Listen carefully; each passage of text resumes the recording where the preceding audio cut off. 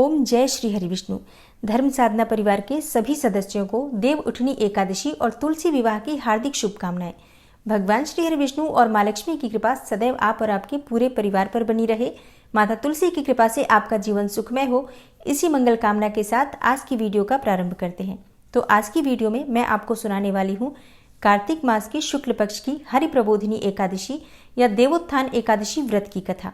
और इसके साथ ही वीडियो के अंत में आप जानेंगे हरि प्रबोधिनी एकादशी के पारण का शुभ मुहूर्त क्या है। दोस्तों, दिवाली के बाद कार्तिक मास की शुक्ल पक्ष की एकादशी को देवोत्थान एकादशी या देव उठान एकादशी कहा जाता है। हरि प्रबोधिनी एकादशी भी कहा जाता है। इस दिन सभी सनातन धर्मी को सुबह जल्दी उठना चाहिए और अपने घर की साफ सफाई करनी चाहिए। आंगन में खड़िया, मिट्टी या गेरू से रंगोली बनानी चाहिए। आंगन के बीचों बीच या फिर एक ओखली में गेरू से चित्र बनाकर पूरियां, पकवान, मिष्ठान, बेर, सिंघाड़े, ऋतुफल और गन्ना उस स्थान पर रख दिया जाता है और एक परात अथवा डलिया से उसे ढक दिया जाता है तथा एक दीपक भी जला दिया जाता है।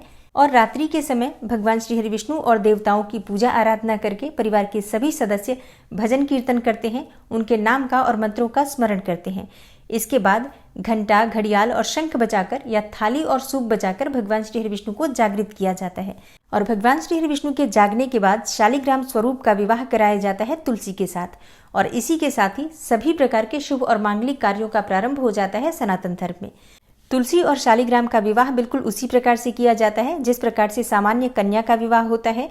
और जिन दंपतियों के कोई कन्या संतति नहीं होती है, शास्त्रों के अनुसार उन्हें तुलसी और शालिग्राम का विवाह जरूर करना चाहिए। तुलसी का कन्यादान करने से कन्यादान के समान ही उन्हें पुण्य फल की प्राप्ति होती है।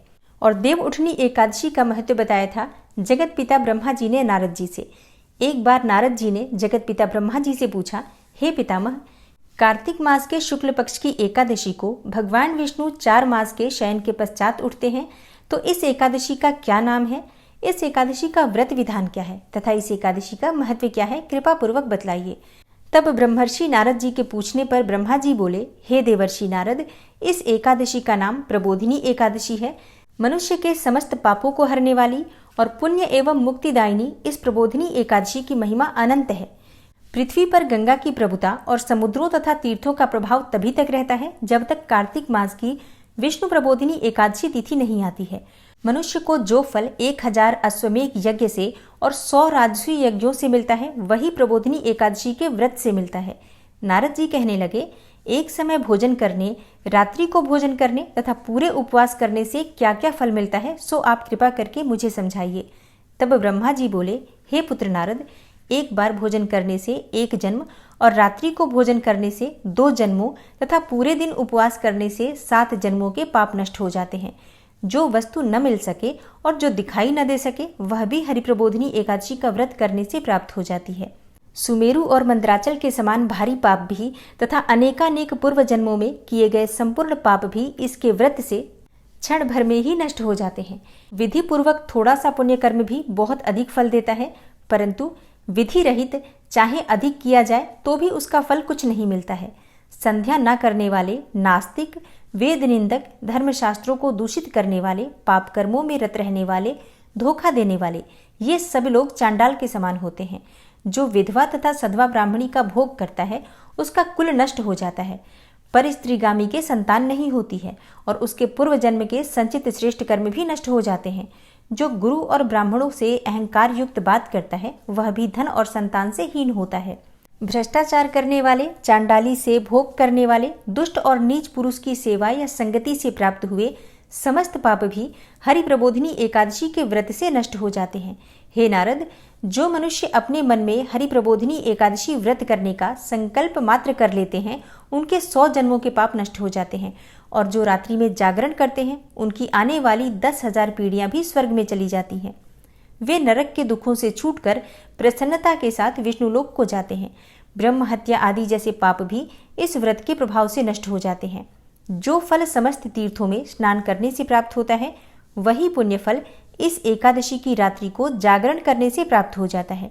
हे नारद, उसी मनुष्य का जीवन सफल होता है जिसने इस एकादशी का व्रत किया है। ब्रह्मा जी ने आगे कहा, इस संसार में जितने भी तीर्थ हैं, उन सबके स्नान दान आदि का फल इस व्रत से प्राप्त हो जाता है। इसलिए और सभी कर्मों को त्याग कर भगवान की प्रसन्नता के लिए कार्तिक मास की शुक्ल पक्ष की हरि प्रबोधिनी एकादशी का व्रत सभी को करना ही चाहिए। वही मनुष्य ज्ञानी, तपस्वी तथा जितेंद्रिय है और उसी को भोग तथा मोक्ष प्राप्त होता है जो हरि प्रबोधिनी एकादशी का व्रत करता है। जिसने एक बार भी इसका व्रत किया है वही मोक्ष का अधिकारी हो जाता है। मन, कर्म, वचन तीनों प्रकार के पाप इस रात्रि को केवल जागरण मात्र से नष्ट हो जाते हैं। हरि प्रबोधिनी एकादशी के दिन जो मनुष्य भगवान के प्रसन्नार्थ स्नान, दान, यज्ञ आदि करते हैं वे अक्षय पुण्य की प्राप्ति करते हैं। इस एकादशी का व्रत करने मात्र से मनुष्य के बचपन, यौवन और वृद्धावस्था में किए हुए संपूर्ण पाप नष्ट हो जाते हैं। हरि प्रबोधिनी एकादशी की रात्रि में जागरण करने का फल चंद्र ग्रहण अथवा सूर्य ग्रहण के समय पुष्कर में स्नान करने से 1000 गुना अधिक प्राप्त होता है। जो मनुष्य प्रबोधिनी एकादशी का व्रत नहीं करते उनके समस्त पुण्य व्यर्थ हैं।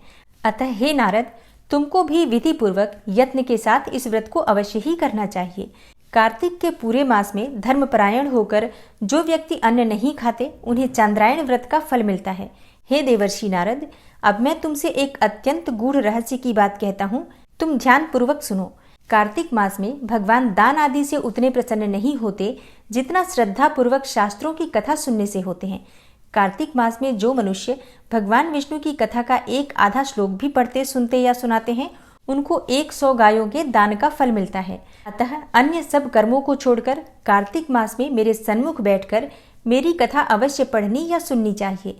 इस मास में शास्त्रों की कथा कहने और सुनने से 10,000 यज्ञों का फल मिलता है और साथ ही समस्त पाप भी नष्ट हो जाते हैं।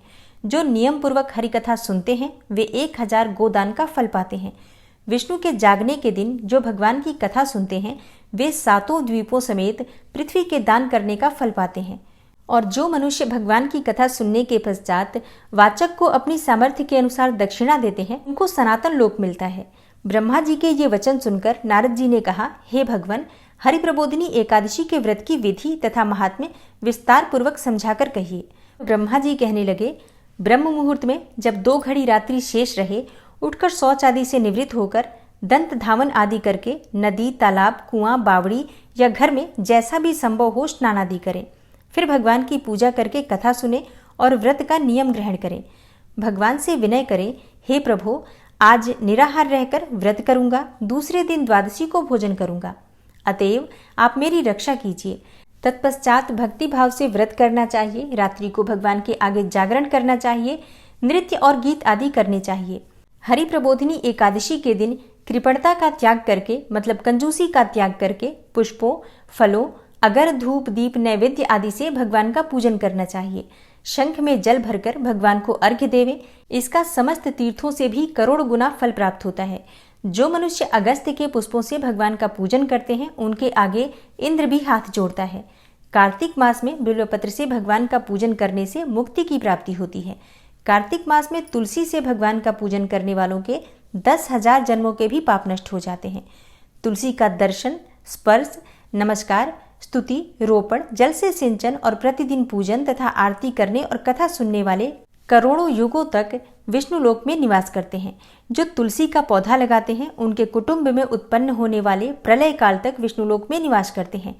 हे मुनि, रोपी हुई तुलसी जितनी जड़ों का विस्तार करती है उतने ही 1000 युग पर्यंत तुलसी रोपण करने वाले के सुकृत का विस्तार होता है, मतलब उसका यश बढ़ता है। और जिस मनुष्य की रोपण की हुई तुलसी की जितनी शास्त्रा प्रशास्त्रा बीज और फल पृथ्वी में बढ़ते हैं उस मनुष्य के उतने ही कुल 2000 कल्प तक विष्णु लोक में निवास करते हैं।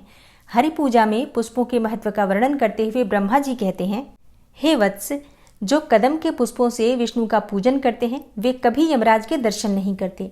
गुलाब के पुष्पों से भगवान का पूजन करने वाले को मुक्ति की प्राप्ति होती है। जो वकुल और अशोक के पुष्पों से भगवान का पूजन करते हैं वे सूर्य और चंद्रमा के रहने तक किसी प्रकार का शोक नहीं पाते। जो मनुष्य सफेद या लाल कनेर के फूलों से भगवान का पूजन करते हैं उन पर भगवान अत्यंत प्रसन्न रहते हैं और वे मनुष्य करोड़ों गायों के दान का फल पाते हैं। जो मनुष्य दूर्वा के अंकुरों से भगवान की पूजा करते हैं उन्हें 100 गुना फल प्राप्त होता है। जो शमी के पत्र से अथवा चंपा के फूलों से भगवान का पूजन करते हैं वे मनुष्य फिर संसार में नहीं आते। और जो मनुष्य केतकी के पुष्प भगवान पर चढ़ाते हैं उनके करोड़ों जन्मों के भी पाप नष्ट हो जाते हैं। पीले और लाल वर्ण के कमल के पुष्पों से भगवान का पूजन करने वाले श्वेत द्वीप में निवास करते हैं। और इसके आगे ब्रह्मा जी कहते हैं, प्रबोधिनी एकादशी की पूरी रात्रि को जागरण करना चाहिए, पूजन करना चाहिए। कथा कीर्तन करने के पश्चात प्रातःकाल उठकर नदी पर जाएं और वहां स्नान करें, जप करें तथा नित्य कर्म करके घर पर आकर विधि विधान पूर्वक भगवान केशव का पूजन करें। द्वादशी को व्रत की समाप्ति पर विद्वान ब्राह्मणों को भोजन करावें और दक्षिणा देकर क्षमा याचना करें और इसके पश्चात भोजन, गौ और दक्षिणा देकर गुरु का पूजन करें। जो वस्तु व्रत में छोड़ने का नियम किया हो वह ब्राह्मणों को पर्याप्त मात्रा में दे। और हे नारद, रात्रि में भोजन करने वाला मनुष्य ब्राह्मणों को भोजन करावे और स्वर्ण सहित बैल का दान करे। जो मनुष्य मांसाहारी नहीं है वह गौ का दान करे। आंवले से स्नान करने वाले मनुष्य को दही और शहद का दान करना चाहिए और जो मनुष्य फलों का त्याग करता है उसे फलों का दान करना चाहिए। तेल तथा घृत छोड़ने पर और दूध और अन्न छोड़ने पर चावल का दान दिया जाता है। और जो मनुष्य भूमि शयन का व्रत लेते हैं उनको शैया तथा तुलसी सब सामग्री सहित देनी चाहिए। पत्ते पर भोजन करने वाले को स्वर्ण का पत्ता घृत के साथ देना चाहिए और मौन व्रत धारण करने वाले को ब्राह्मण को और ब्राह्मणी को मिठाई का भोजन कराना चाहिए। बाल रखने वाले को दर्पण, जूता छोड़ने वाले को एक जोड़ा जूता, लवण त्यागने वाले को शर्करा दान करनी चाहिए। मंदिर में दीपक जलाने वाले को तथा नियम लेने वाले को व्रत की समाप्ति पर ताम्र अथवा स्वर्ण के पात्र में घृत और बत्ती रखकर विष्णु भक्त ब्राह्मण को दान देना चाहिए। एकांत व्रत करने वाले को 8 कलश, वस्त्र और स्वर्ण से अलंकृत करके दान करने चाहिए। यदि इतना संभव न हो सके तो इनके अभाव में जितना अधिकाधिक हो जाए उतना अवश्य दान करें। ब्राह्मणों का आशीर्वचन सब व्रतों की सिद्धि देने वाला कहा गया है, इसलिए उन्हें सब प्रकार से संतुष्ट करके विदा करें। तत्पश्चात स्वयं भी भोजन करें और जिन वस्तुओं को चातुर्मास्य में छोड़ा हो उन वस्तुओं को ग्रहण करने लगें। तत्पश्चात ब्रह्मा जी ने नारद जी से कहा, हे देवर्षि नारद, जो बुद्धिमान मनुष्य इस प्रकार चातुर्मास्य का व्रत निर्विघ्न समाप्त करते हैं उनका पुनः जन्म नहीं होता।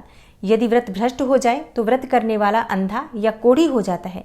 और व्रत करने वाले की बात ही क्या है, इस कथा को पढ़ने और सुनने मात्र से ही अनंत गोदान का फल प्राप्त होता है। हरि प्रबोधिनी एकादशी की पौराणिक कथा के अनुसार एक राजा के राज्य में सभी लोग एकादशी का व्रत रखते थे। उस राज्य के नियम के अनुसार प्रजा तथा नौकर चाकरों से लेकर पशुओं तक को भी एकादशी के दिन अन्न का भोजन नहीं दिया जाता था। एक दिन किसी दूसरे राज्य का एक व्यक्ति राजा के पास आकर बोला, महाराज, कृपा करके मुझे नौकरी पर रख लीजिए। तब राजा ने उसके सामने एक शर्त रखी कि ठीक है, रख लेते हैं, किंतु रोज तो तुम्हें खाने को सब कुछ मिलेगा पर एकादशी को अन्न नहीं मिलेगा। उस व्यक्ति ने उस समय तो मजबूरी में हाँ कर ली, परंतु एकादशी के दिन जब उसे फलाहार का सामान दिया गया तो वह राजा के सामने जाकर गिड़गिड़ाने लगा और राजा से कहने लगा, हे महाराज, इससे तो मेरा पेट नहीं भरेगा, मैं तो भूख से ही मर जाऊंगा। हे महाराज, मुझे अन्न दे दीजिए। राजा ने तब उसे शर्त की बात याद दिलाई, परंतु वह अन्न छोड़ने को राजी नहीं हुआ। तब राजा ने उसे आटा, दाल, चावल आदि दिए। वह नित्य की तरह नदी पर पहुंचा और स्नान करके भोजन पकाने लगा। और जब भोजन बन गया तो वह भगवान को बुलाने लगा, आओ भगवान, भोजन तैयार है। उसके बुलाने पर पीताम्बर धारण किए भगवान चतुर्भुज रूप में आ पहुंचे तथा प्रेम से उसके साथ भोजन करने लगे। भोजन आदि करके भगवान तो अंतर्ध्यान हो गए तथा वह अपने काम पर चला गया। 15 दिन के बाद अगली एकादशी को वह राजा से कहने लगा कि महाराज, मुझे दुगना सामान दीजिए, पिछली एकादशी पर मैं भूखा ही रह गया था।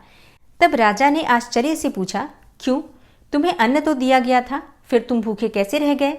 राजा के पूछने पर उसने बताया कि हमारे साथ हमारे भगवान भी खाते हैं, इसलिए हम दोनों के लिए ये सामान पूरा नहीं होता। यह सुनकर राजा को बड़ा आश्चर्य हुआ और राजा ने आश्चर्य से कहा, मैं नहीं मान सकता कि भगवान तुम्हारे साथ खाते हैं। मैं तो इतना व्रत करता हूँ, पूजा भी करता हूँ, पर भगवान ने मुझे कभी दर्शन भी नहीं दिए। राजा की बात सुनकर वह बोला, महाराज, यदि विश्वास ना हो तो मेरे साथ चलकर देख लीजिए। राजा एक पेड़ के पीछे छुपकर बैठ गया। उस व्यक्ति ने भोजन बनाया तथा भगवान को शाम तक पुकारता रहा, परंतु भगवान नहीं आए। अंत में उसने कहा, हे भगवान, यदि आप नहीं आए तो मैं नदी में कूदकर अपने प्राण त्याग दूंगा। उसके इतना कहने पर भी जब भगवान नहीं आए तब वह प्राण त्यागने के उद्देश्य से नदी की तरफ बढ़ा। प्राण त्यागने का उसका इरादा दृढ़ देखकर भगवान ने शीघ्र ही प्रकट होकर उसे रोक लिया और साथ बैठकर भोजन करने लगे। खा पीकर वे उसे अपने विमान में बिठाकर अपने धाम ले गए। यह देखकर राजा ने सोचा कि व्रत और उपवास से तब तक कोई फायदा नहीं होता जब तक मन शुद्ध न हो, इससे राजा को ज्ञान मिला और वह भी सच्चे मन से व्रत और उपवास करने लगा और अंत में स्वर्ग को प्राप्त हुआ। और देव प्रबोधिनी एकादशी की दूसरी कथा। एक राजा था, उसके राज्य में प्रजा बहुत सुखी थी। उस राजा के राज्य में एकादशी के दिन कोई भी अन्न नहीं बेचता था, सभी फलाहार करते थे। एक बार भगवान ने राजा की परीक्षा लेनी चाहिए। भगवान ने एक सुंदरी का रूप धारण किया तथा सड़क पर जाकर बैठ गए। तभी राजा उधर से निकला और सुंदरी को देखकर चकित रह गया। उसने पूछा, हे सुंदरी, तुम कौन हो और इस तरह यहाँ क्यों बैठी हो? तब सुंदर स्त्री बने भगवान बोले, मैं निराश्रिता हूँ, नगर में मेरा कोई भी जाना पहचाना नहीं है, किससे सहायता मांगू? राजा उसके रूप पर मोहित हो गया था। वह बोला, तुम मेरे महल में चलकर मेरी रानी बनकर रहो। सुंदरी बोली, मैं तुम्हारी बात मानूंगी, पर तुम्हें राज्य का अधिकार मुझे सौंपना होगा। राज्य पर मेरा पूर्ण अधिकार होगा, मैं जो भी बनाऊंगी तुम्हें वही खाना होगा। राजा उसके रूप पर मोहित था, इसलिए उसने उसकी सभी शर्तें स्वीकार कर ली। अगले दिन एकादशी थी। रानी ने हुक्म दिया कि बाजारों में अन्य दिनों की तरह अन्न बेचा जाए। उसने घर में भी मांस मछली आदि पकवाए तथा परोसकर राजा से खाने के लिए कहा। यह देखकर राजा बोला, रानी, आज एकादशी है, मैं तो केवल फलाहार ही करूंगा। तब रानी ने शर्त की याद दिलाई और बोली, या तो खाना खाओ, नहीं तो मैं बड़े राजकुमार का सिर काट लूंगी। राजा बहुत परेशान हुआ। राजा ने अपनी स्थिति बड़ी रानी से कही तो बड़ी रानी बोली, महाराज, धर्म न छोड़ें, बड़े राजकुमार का सिर दे दीजिए। पुत्र तो फिर भी मिल जाएगा, लेकिन एक बार धर्म गया तो धर्म नहीं मिलेगा। इसी दौरान बड़ा राजकुमार भी खेलकर आ गया। माँ की आंखों में आंसू देखकर वह रोने का कारण पूछने लगा तो माँ ने उसे सारी वस्तु स्थिति बता दी। तब वह बोला, मैं सिर देने के लिए तैयार हूँ, पिताजी के धर्म की रक्षा होगी, जरूर होगी। राजा दुखी मन से राजकुमार का सिर देने को तैयार हो गया तो रानी के रूप में भगवान विष्णु ने प्रकट होकर असली बात बताई। हे राजन, तुम इस कठिन परीक्षा में भी पास हुए। भगवान ने प्रसन्न मन से राजा से वर मांगने को कहा तो राजा बोला, भगवान, आपका दिया सब कुछ है, हमारा उद्धार करें। उसी समय वहां एक विमान उतरा। राजा ने अपना राज्य पुत्र को सौंप दिया और विमान में बैठकर परम धाम को चला गया। और देव उठनी एकादशी की तीसरी और सबसे प्रमुख कथा है शंखासुर नामक राक्षस की और तुलसा माता की। शिव महापुराण के अनुसार पौराणिक समय में दैत्यों का राजा दंभ हुआ करता था। वह बहुत बड़ा विष्णु भक्त था। कई सालों तक उसके यहाँ कोई संतान नहीं थी। उसके कारण उसने शुक्राचार्य को अपना गुरु बनाकर श्री कृष्ण मंत्र प्राप्त किया। यह मंत्र प्राप्त करके उसने पुष्कर सरोवर में घोर तपस्या की। भगवान विष्णु उसकी तपस्या से प्रसन्न हुए और उसे संतान प्राप्ति का वरदान दे दिया। भगवान विष्णु के वरदान से राजा दंभ के यहाँ एक पुत्र ने जन्म लिया। इस पुत्र का नाम रखा गया शंखचूड़। बड़ा होकर शंखचूड़ ने ब्रह्मा जी को प्रसन्न करने के लिए पुष्कर में घोर तपस्या की। उसकी तपस्या से प्रसन्न होकर ब्रह्मा जी ने उसे वरदान मांगने को कहा। तब शंखचूड़ ने वरदान मांगा कि वह हमेशा अजर अमर रहे और कोई भी देवता उसे नहीं मार पाए। ब्रह्मा जी ने उसे वरदान दे दिया और कहा कि वह बद्री वन जाकर धर्मध्वज की पुत्री तुलसी जी जो तपस्या कर रही हैं उनसे विवाह कर लें। शंखचूड़ ने वैसा ही किया और तुलसी के साथ विवाह के बाद सुखपूर्वक रहने लगा। उसने अपने बल से देवताओं, असुरों, दानवों, राक्षसों, गंधर्वों, नागों, किन्नरों, मनुष्यों तथा त्रिलोकी के सभी प्राणियों पर विजय प्राप्त कर ली। वह भगवान श्री कृष्ण का परम भक्त था। शंखचूड़ के अत्याचारों से परेशान होकर सभी देवता ब्रह्मा जी के पास गए और ब्रह्मा जी उन्हें भगवान विष्णु के पास ले गए। भगवान विष्णु ने कहा कि शंखचूड़ की मृत्यु भगवान शिव के त्रिशूल से ही होगी, अतः आप उनके पास जाएं। भगवान शिव ने चित्ररथ नामक गण को अपना दूत बनाकर शंखचूड़ के पास भेजा। चित्ररथ ने शंखचूड़ को समझाया कि वह देवताओं को उनका राज्य लौटा दें, परंतु शंखचूड़ ने मना कर दिया और कहा कि वह महेश्वर से युद्ध करना चाहता है। भगवान शिव को जब यह बात पता चली तो वे युद्ध के लिए अपनी सेना लेकर निकल पड़े। इस तरह देवताओं और दानवों में घमासान युद्ध हुआ, परंतु ब्रह्मा जी के वरदान के कारण शंखचूड़ को देवता नहीं हरा पाए। भगवान शिव ने शंखचूड़ का वध करने के लिए जैसे ही अपना त्रिशूल उठाया तभी आकाशवाणी हुई कि जब तक शंखचूड़ के हाथ में श्रीहरि का कवच है और इसकी पत्नी का सतीत्व अखंडित है, तब तक इसकी मृत्यु संभव नहीं है। आकाशवाणी सुनकर भगवान विष्णु वृद्ध ब्राह्मण का रूप धारण करके शंखचूड़ के पास गए और उससे श्रीहरि कवच दान में मांग लिया। शंखचूड़ ने वह कवच बिना किसी संकोच के दान कर दिया। इसके बाद भगवान विष्णु शंखचूड़ का रूप बनाकर तुलसी के पास गए। शंखचूड़ रूपी भगवान विष्णु ने तुलसी के महल के द्वार पर जाकर अपनी विजय होने की सूचना दी। यह सुनकर तुलसी बहुत प्रसन्न हुई और पति रूप में आए भगवान का पूजन किया और रमण किया। ऐसा करते ही तुलसी का सतीत्व खंडित हो गया और भगवान शिव ने युद्ध में अपने त्रिशूल से शंखचूड़ का वध कर दिया। और जब तुलसी को पता चला कि वे उनके पति नहीं हैं बल्कि वे तो भगवान विष्णु हैं, क्रोध में आकर तुलसी ने कहा कि आपने छल पूर्वक मेरा धर्म भ्रष्ट किया है और मेरे पति को मार डाला, अतः मैं आपको श्राप देती हूँ कि आप पाषाण होकर धरती पर रहें। तब भगवान विष्णु ने कहा, देवी, तुम मेरे लिए भारतवर्ष में रहकर बहुत दिनों तक तपस्या कर चुकी हो। तुम्हारा यह शरीर नदी रूप में बदलकर गंडकी नामक नदी के रूप में प्रसिद्ध होगा और तुम पुष्पों में श्रेष्ठ तुलसी का वृक्ष बन जाओगी और सदा मेरे साथ ही रहोगी। और तुम्हारे श्राप को सत्य करने के लिए मैं पाषाण बनकर रहूंगा, अर्थात शालिग्राम बनकर रहूंगा और गंडकी नदी के तट पर ही मेरा वास होगा। और तभी से देव प्रबोधिनी एकादशी के दिन तुलसी और शालिग्राम का विवाह करके मांगलिक कार्यों का प्रारंभ किया जाता है।